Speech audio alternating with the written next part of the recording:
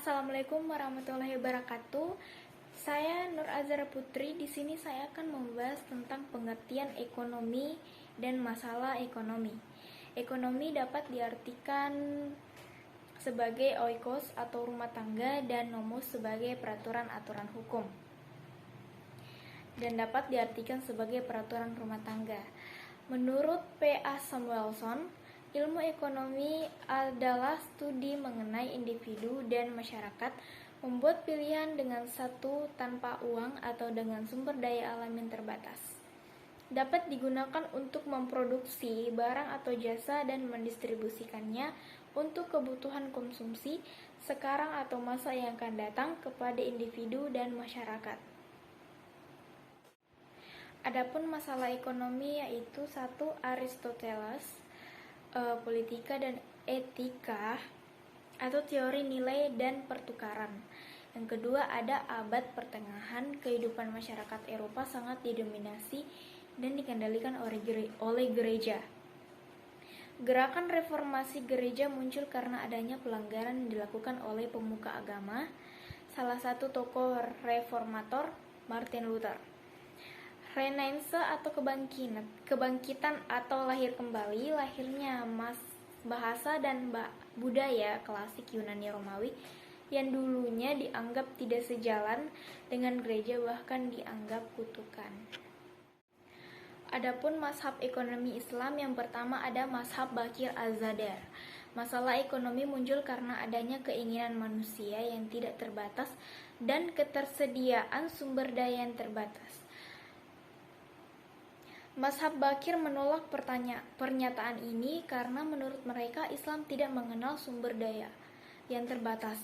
Pendapat bahwa keinginan manusia tidak terbatas juga ditolak.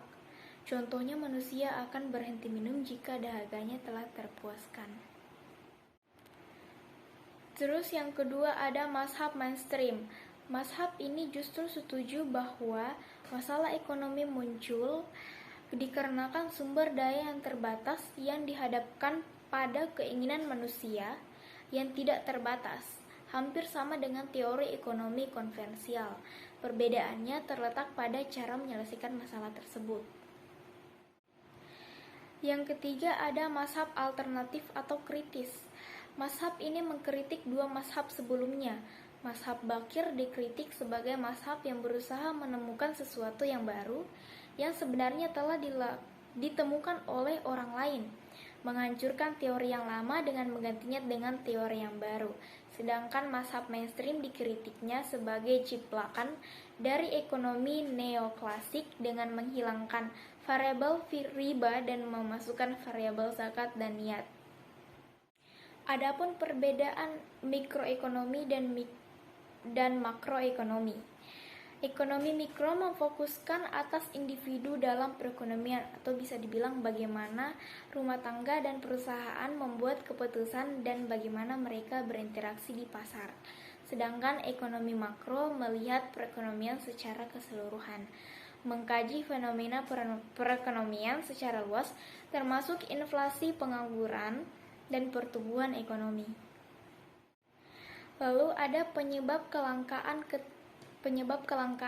Yang pertama ada keterbatasan sumber daya alam, yang kedua bencana alam, yang ketiga pertumbuhan penduduk, dan keempat keterlambatan teknologi.